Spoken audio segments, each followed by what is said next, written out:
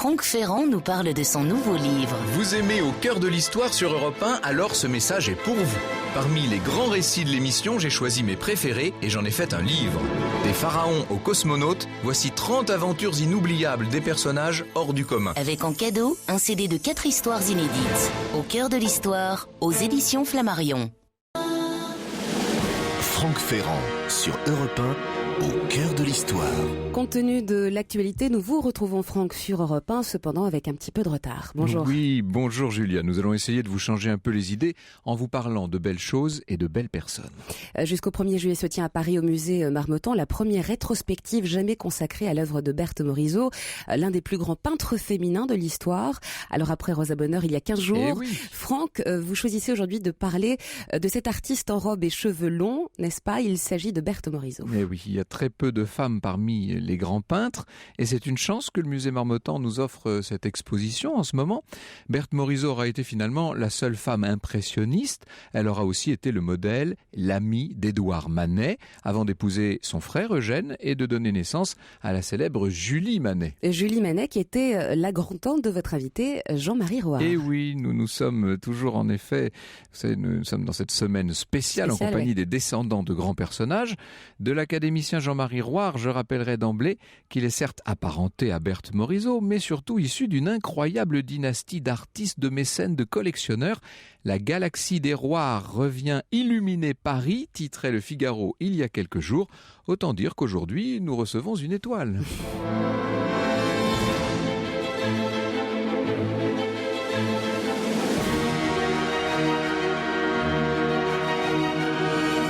De 13h à 14h sur Europe 1, au cœur de l'histoire. Franck Ferrand.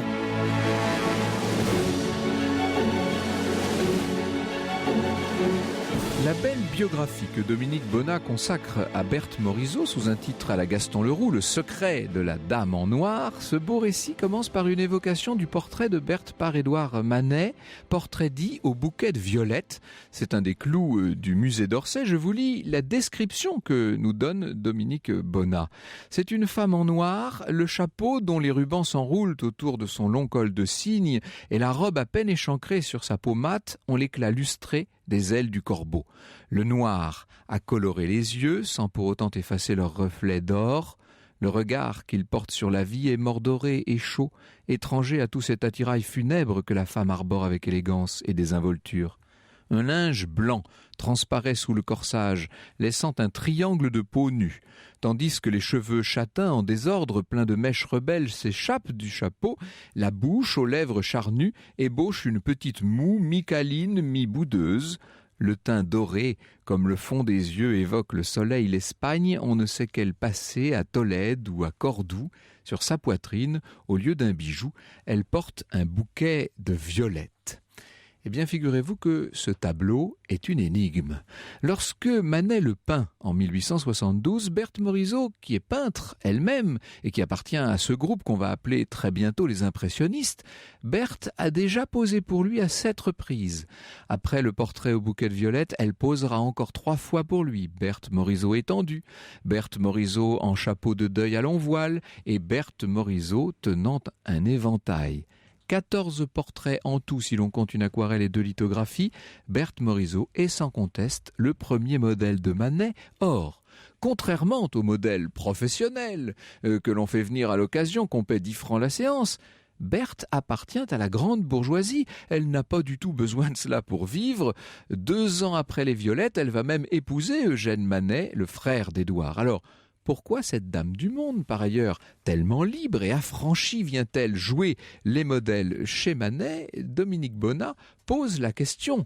Entre le peintre et son modèle, demande-t-elle, modèle qui est peintre elle-même, entre le peintre et le peintre. En se fiant au regard de Berthe Morisot et aux multiples portraits qu'en fit Édouard Manet, on peut déduire dès le premier abord un mélange de séduction et d'admiration réciproque, et une profonde complicité, quelque chose comme une amitié amoureuse. Un amour? Ce qui est certain, c'est qu'ils se sont rencontrés 4 ans plus tôt, pendant l'hiver 1868. au Louvre, évidemment. C'est le peintre Fantin Latour qui a fait les présentations. Ce jour-là, Berthe était occupée à copier une des grandes toiles de Rubens pour Marie de Médicis. Vous savez, dans cette salle des Médicis qui, à l'époque, ressemblait encore à quelque chose. Manet est très élégant, frac et chapeau haute forme, très comme il faut, avec sa barbe blond-roux et ses yeux doux et rieurs, presque caressants. Berthe est sans doute étonnée de voir si convenablement mis un homme qui est en train de révolutionner l'art. Ce qui est sûr, c'est qu'elle a été charmée d'emblée autant par l'homme sans doute que parce qu'il représente de transgressions. Dites-vous bien qu'à l'époque, Édouard Manet est à la pointe de la contestation artistique. Quant à Manet, si les sœurs Morisot lui ont paru charmantes, disons qu'il n'a pas été impressionné par leur peinture. Il va écrire à Fantin Latour un peu plus tard: les deux sœurs Morisot sont charmantes. C'est fâcheux qu'elles ne soient pas des hommes. Vous entendez ça, Julien? J'ai bien entendu, oui. Voilà. Cependant, elles pourraient, comme femmes, servir la cause de la peinture en épousant chacune un académicien et en mettant la discorde dans le camp de ces gâteux. Il faudra du temps à Manet pour qu'il accepte Berthe comme artiste, comme peintre. Pour le moment, il se laisse offrir par son ami Alfred Stevens un portrait que le peintre vient de faire de Berthe. Il faut croire que ce portrait qui lui a été offert lui donne des idées, parce que peu de temps après, Édouard Manet va demander à Berthe Morisot de poser pour lui. Alors, je cite encore Dominique Bonnat, on ne s'en lasse pas, ce livre, et la vivacité même. Elle apporte, nous dit Dominique Bonnat en parlant de Berthe, elle apporte sa fraîcheur, son élégance dans un univers où les odeurs de peinture et de tabac se mêlent à celles que des corps ont laissées. Il y traîne parfois, comme tombé du tableau qui le représente, un mouchoir, un jupon ou un gant oublié dont s'étonnent peut-être les fantômes de cette ancienne salle d'armes. Pour Berthe, l'atelier de Manet, c'est cet autre monde qui l'attire, tellement différent de son univers à elle, aéré, ouvert sur le jardin, et où Madame Morisot, maîtresse de maison exemplaire, ne cesse de mettre de l'ordre. Berthe arrive chez Manet, rue de Saint-Pétersbourg, en terre inconnue. Elle apporte avec elle sa personnalité à la fois passionnée et mesurée, sa fièvre sous l'apparente froideur.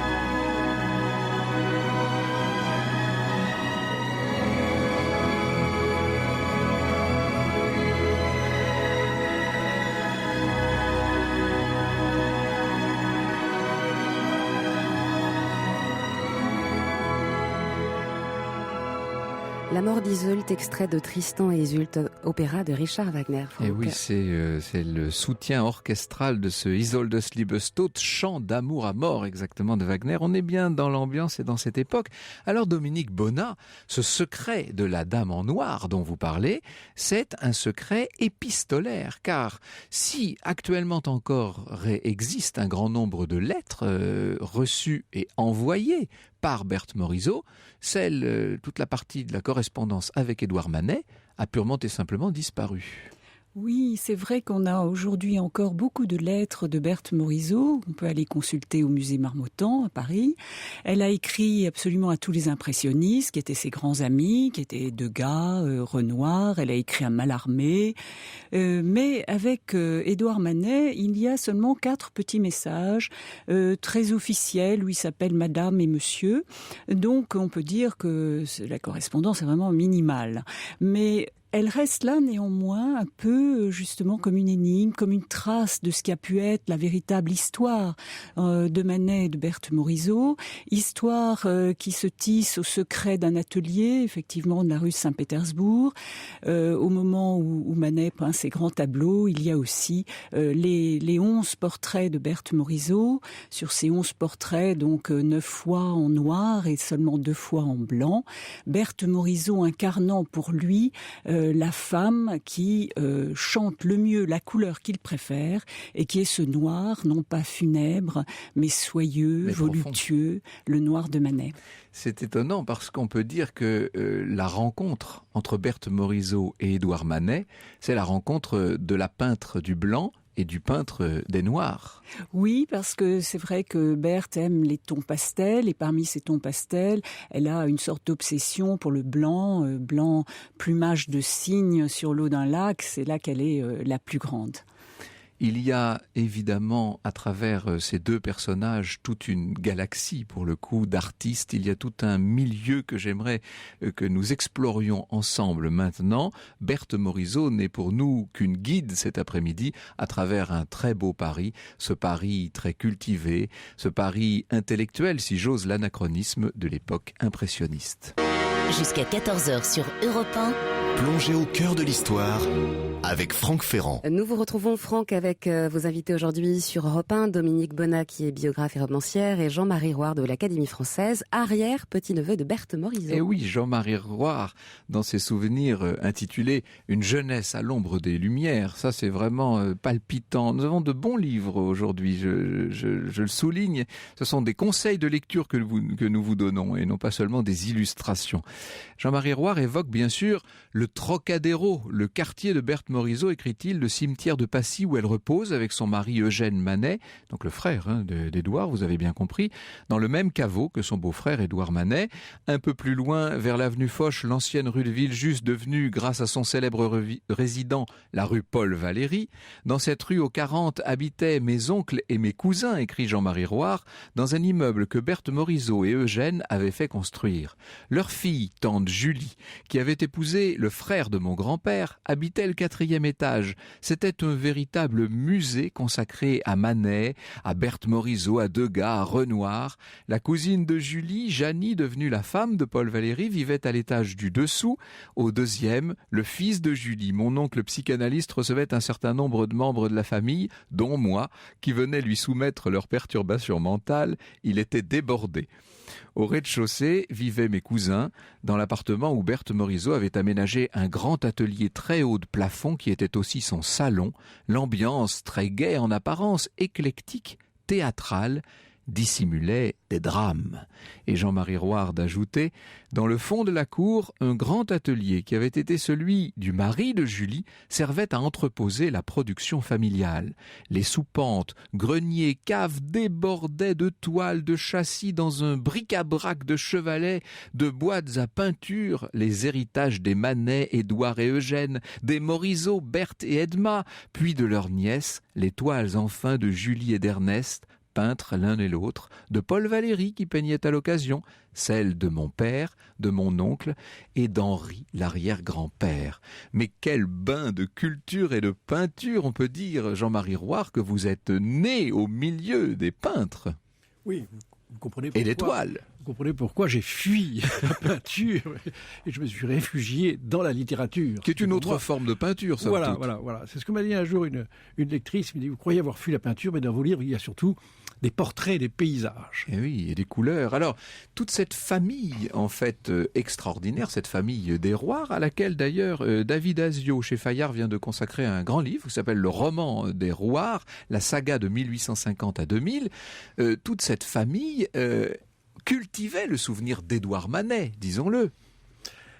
Je dirais que bien sûr, du côté de Julie, moi j'étais élevé par Julie, et donc c'est vrai qu'oncle Édouard, comme elle l'appelait, avait une grande importance. Il y avait chez elle 13 Manet, dont les grands-parents dans sa chambre, mais dans une ambiance très bon enfant. Nous, on jouait à la carabine à plomb, aux fléchettes, on envoyait quelquefois une flèche dans un Berthe Morisot, dans un Manet, et même un jour, il s'est passé, puisque Dominique Bonnat évoquait justement le bouquet de violettes, un jour, dans la salle à manger, il y avait, au-dessus de la desserte à pain, je m'en souviens encore, il y avait la brune au sein nu, qui était une femme très plantureuse, magnifique, et à côté, le bouquet de violettes. Donc, un jour, on a ouvert une bouteille de champagne pour un anniversaire, le bouchon est parti, en plein dans le corsage, et vous pouvez voir encore aujourd'hui au musée d'Orsay, on voit l'énorme trou qui a été rafistolé.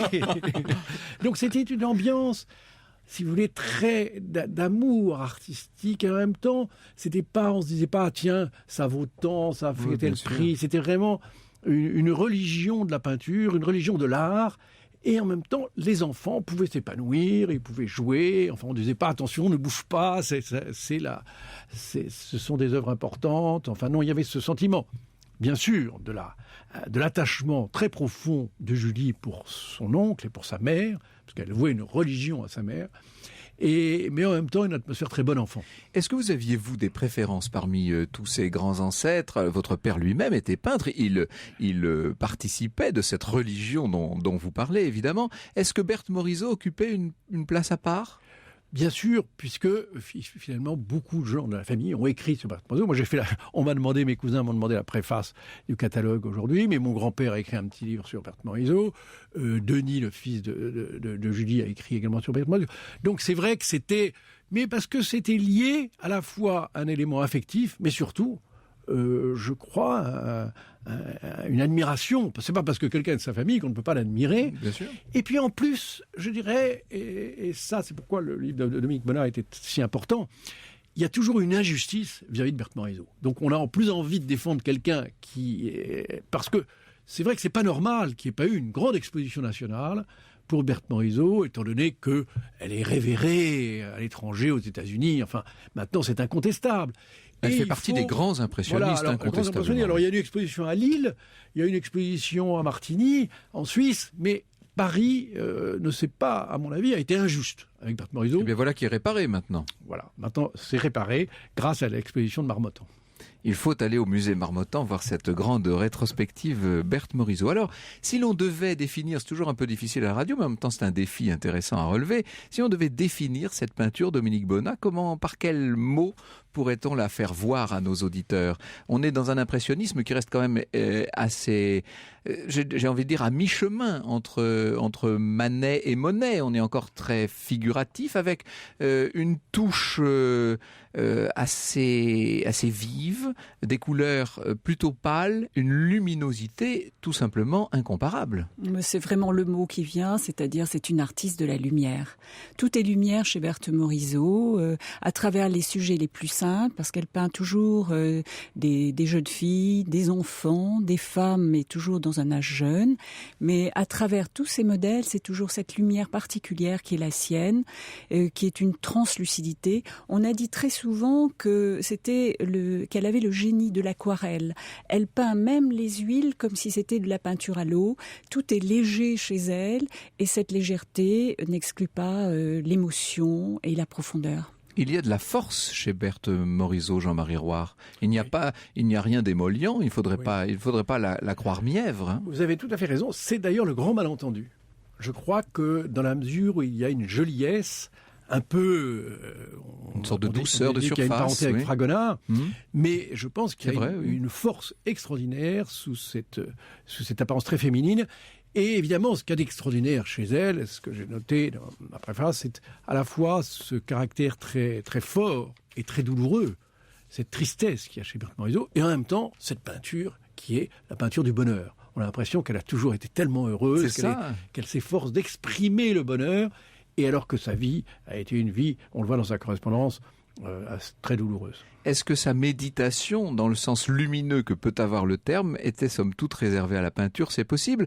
J'ai toujours eu la sensation du gouffre, écrivait-elle, gouffre de l'action, du rêve, du souvenir, du désir et du beau. Terrible. Elle était au bord d'une sorte de précipice intérieur. Je crois que c'est une exigence de peintre. C'est quelqu'un qui a eu une telle goût de l'absolu en matière de peinture qu'elle ne pouvait que souffrir. Voilà, ça, je crois que c'est le propre des très grands artistes, c'est de n'être jamais satisfait. Disons un mot de cette grande rétrospective du musée Marmottan.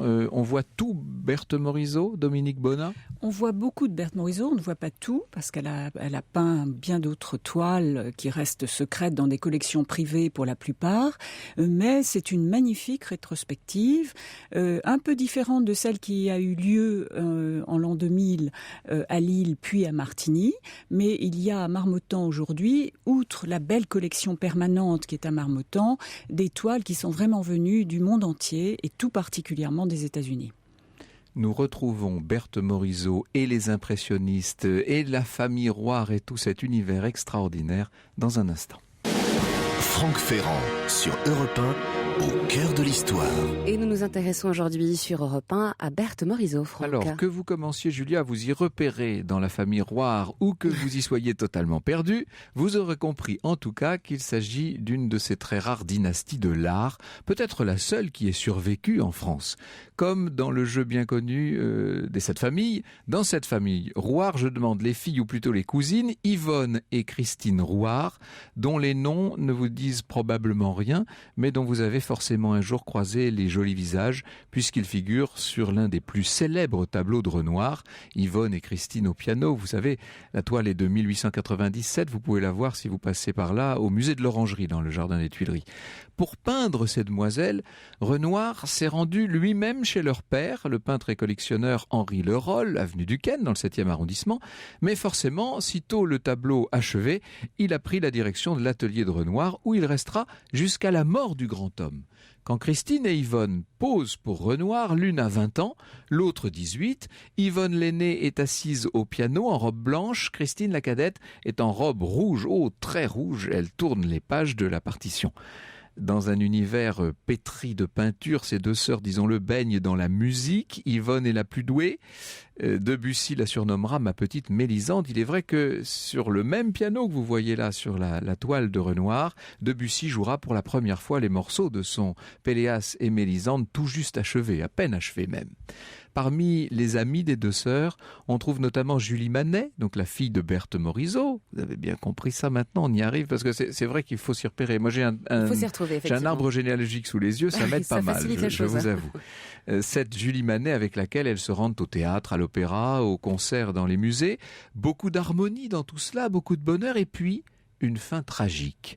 Ces deux gars, le peintre préféré de leur père, qui a eu l'idée de les marier aux frères Eugène et Louis Roire, les fils de son ami, le collectionneur Henri Roire. Yvonne épouse Eugène, ils auront 2 garçons et connaîtront une vie conjugale infernale, disons-le, semée de disputes parfois violentes. Il est vrai qu'Eugène, quand on a... il faut dire que cet Eugène, on l'a un petit peu forcé à se marier, est homosexuel. Le destin de ces deux-là s'éternisera jusqu'à la veille de la dernière guerre dans une atmosphère, disons-le, de cauchemar éveillé.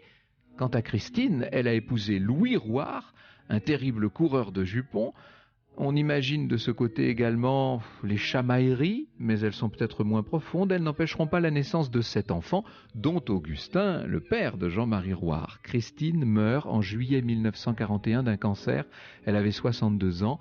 Yvonne ne va survivre à sa sœur que 3 ans. À la mort d'Eugène, il ne lui reste rien pour vivre. Tout lui a été enlevé, le château, les terres. Elle trouvera refuge chez des religieuses à Saint-Geniès-d'Olt. Et le 30 mai 1944, elle se suicide en se jetant dans le Lot. Oui, je parle bien d'Yvonne, qui grâce au pinceau de Monsieur Renoir, continue, disons-le, semé de disputes parfois violentes. Il est vrai qu'Eugène, quand on a... il faut dire que cet Eugène, on l'a un petit peu forcé à se marier, est homosexuel. Le destin de ces deux-là s'éternisera jusqu'à la veille de la dernière guerre dans une atmosphère, disons-le, de cauchemar éveillé. Quant à Christine, elle a épousé Louis Roire, un terrible coureur de jupons. On imagine de ce côté également les chamailleries, mais elles sont peut-être moins profondes. Elles n'empêcheront pas la naissance de 7 enfants, dont Augustin, le père de Jean-Marie Roire. Christine meurt en juillet 1941 d'un cancer. Elle avait 62 ans.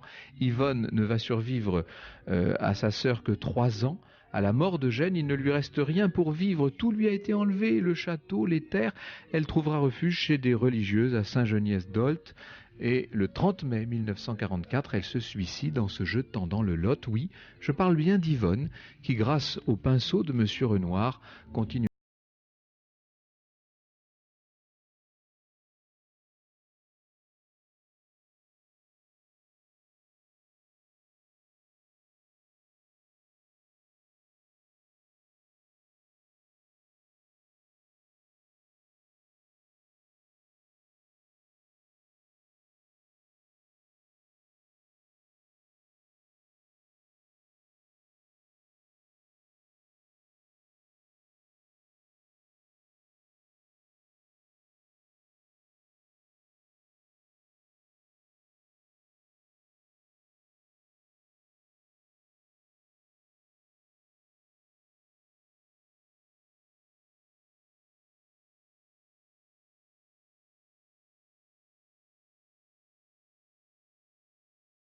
Le titre de Avenue du Ken, chez leur père, Henri Leroll, qui était peintre. Donc elles ont eu à la fois... Qui avait épousé l'héritière Jacob d'Esmalter, de très très grand ébéniste. Mais ce qui est fascinant, surtout dans cette vie des deux sœurs, c'est qu'elles sont entourées des génies de leur temps, de ceux qui vont laisser un nom à la fois dans la peinture, la littérature et la musique de cette fin du 19e siècle, mais qui étaient pour eux des amis proches, des intimes.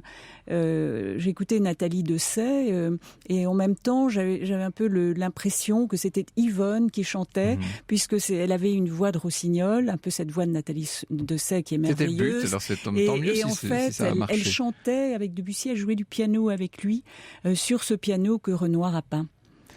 Jean-Marie Roire, vous n'avez pas connu votre grand-mère qui a disparu avant que vous ne naissiez, on vous en parlait ? Bien sûr, tout ce qu'évoque Dominique Bonnat dans son livre, bien entendu, ça faisait partie de l'histoire familiale et tous ces liens qui étaient tissés avec tellement d'écrivains, de peintres, où on se perd un peu, même moi je me perds un peu dans c'est extraordinaire, c'est un mouvement, si vous voulez. Moi, ce qui me frappe toujours, c'est qu'on dit, voilà, les Américains ont découvert l'impressionnisme. Alors là, vraiment, c'est l'exemple contraire. Le livre de Dominique Bonnat montre bien que, au fond, les découvreurs de l'impressionnisme, aussi bien Henri Roire a découvert Manet, Degas vers 1870, et Henri Leroll également, qui était un grand collectionneur. Voilà, donc je pense que ça montre, c'est un autre aspect de la bourgeoisie. On imagine que la bourgeoisie, c'est toujours des gens très conservateurs, qui ne sont pas au courant de ce qui se passe. Là, ils ont été des novateurs. Dans votre famille, il y avait l'art, il y avait la foi aussi. Vous le montrez très bien dans ces souvenirs. On vivait dans une sorte de bain et artistique et religieux. Voilà, la religion, le catholicisme. Alors du côté de Leroll, c'était le catholicisme de gauche, progressiste, et du côté de mon grand-père, c'était le catholicisme de croisé. Bon, alors évidemment, c'était l'eau et le feu, ils ne s'entendaient pas, ça posait beaucoup de querelles. Mais il y avait un mot de Degas, justement, sur le mariage de mon grand-père et de ma grand-mère. Et on lui disait, mais ça n'a pas marché, votre mariage. Il disait, mais vous savez, avec leur caractère respectif, ça aurait fait 2 divorces. Parce qu'ils ont tous les deux très mauvais caractère. Donc finalement, en les mariant ensemble, on n'aura fait qu'un divorce. C'est ce que vous voulez dire. Monsieur Degas, comme disait Sacha Guitry pendant une interruption tout à l'heure, je parlais de ce film magnifique, Ceux de chez nous, où l'on voit vraiment s'animer sur l'écran les mythes de cette époque, aussi bien Rodin sculptant que Maître Henri Robert faisant une plaidoirie. Et l'on voit effectivement Monsieur Degas, comme disait Sacha Guitry, sur le coin d'un trottoir. Oh, c'est une image volée, hein, il faut le dire. Donc on l'aperçoit seulement, mais on le voit vivre. On voit aussi, ça c'est plus impressionnant, on voit Auguste Renoir en train d'essayer de peindre avec ce qui lui reste de doigts, le pauvre, les rhumatismes ont eu raison de ses mains, et dit Sacha Guitry, en regardant ces images, les artistes des temps futurs sauront qu'on peint avec ses yeux et non avec ses mains. Alors Julie prononçait Degas, Monsieur Degas. Elle disait Oncle Édouard et Monsieur Degas. Et ça doit être donc comme ça qu'on peut dire. C'était la prononciation de l'époque. Alors cette époque, ce bain culturel, artistique incroyable, se faisait en marge de l'Académie des Beaux-Arts, se faisait en marge de la stricte, de l'orthodoxie artistique, mais en même temps, elle se faisait dans la bourgeoisie. C'est ce qu'on a parfois un peu du mal à comprendre, Dominique Bonnat. Oui, ce qui est intéressant, c'est de voir que cette bourgeoisie s'est intéressée à des artistes novateurs qui étaient vraiment, même on pourrait le dire, contestataires. C'était des refusés au salon officiel. Mais en écoutant justement parler de Degas, de Renoir, je me dis au fond ce qui a été leur chance, évidemment, c'est leur vieillesse. Ils ont vécu très vieux et ils ont eu le temps d'atteindre de leur vivant la gloire, le succès. Alors que Berthe Morisot, morte très jeune puisqu'elle meurt à 54 ans, part avant que l'on reconnaisse son talent. Et cette différence d'âge entre eux, sans doute, qui est sensible peut-être encore aujourd'hui. Dominique Bonnat, 2 sœurs, Yvonne et Christine Roire, les muses de l'impressionnisme, c'est chez Grasset, de même que Berthe Morisot, le secret de la femme en noir. Merci beaucoup Dominique Bonnat et merci à Jean-Marie Roire de l'Académie française. Une jeunesse à l'ombre des lumières parmi un très grand nombre d'ouvrages toujours très réjouissants à lire. Ce sont vos souvenirs en quelque sorte et c'est votre regard assez tendre et mordant à la fois sur cette famille Roire. C'est réédité chez Folio. Et puis je citais parlait il y a un instant de David Asio, Le roman des Roirs, justement, qui vient de paraître chez Folio, avec ce sous-titre « La saga de 1850 à 2000 ». Elle est encore bien vivace, cette famille Roir, et elle va encore nous surprendre dans les temps à venir, n'est-ce pas ? Rassurez-nous. J'espère vous surprendre. Nous l'espérons tous, bien entendu. Quant à l'exposition, vous pouvez la voir jusqu'au 1er juillet, bien entendu, au musée Marmottan. Berthe Morisot, tout simplement, cette grande rétrospective qui fait l'objet, du reste, d'un très beau catalogue. Bonjour Elena Morna. Bonjour Franck, bonjour à tous. Alors aujourd'hui, ça va être une émission, je pense, très agréable et qui peut vraiment vous plaire. Franck, nous allons parler... Mais vos émissions me plaisent toujours, oui, mais vous savez celle-ci bien. particulièrement, et vous aussi, vous tous d'ailleurs, nous allons parler des livres qui ont changé notre vie. Oh mon Dieu, oui. S'il y en avait un pour vous, Franck, je vous pose une moi, colle. c'est évident, non, c'est pas du tout une colle. Moi, ma vie a été transformée au sens propre par la recherche du temps perdu de Marcel Proust. Donc, j'en étais c'est sûre. 4 ans de ma vie et une vie qui change, on peut dire. Proust est visiblement un grand thérapeute pour ses lecteurs. On en parle de Proust et des autres dans un instant sur Europe 1. Et vous pouvez d'ailleurs nous envoyer à vous sur europe1.fr ou au 3921 les livres, les titres des livres qui ont changé ou des auteurs qui ont changé votre vie. À tout de suite avec les experts. Je reste à l'écoute. Merci beaucoup Elena. Nous nous retrouvons demain, Julia. Avec grand plaisir sur Europe 1 où il est 14h. Franck Ferrand nous parle de son nouveau livre. Vous aimez Au cœur de l'histoire sur Europe 1, alors ce message est pour vous. Parmi les grands récits de l'émission, j'ai choisi mes préférés et j'en ai fait un livre. Des pharaons aux cosmonautes, voici 30 aventures inoubliables des personnages hors du commun. Avec en cadeau, un CD de 4 histoires inédites. Au cœur de l'histoire, aux éditions Flammarion. Éditions Flammarion. Éditions Flammarion. Éditions Flammarion. Éditions Flammarion. Éditions Flammarion. Éditions Flammarion.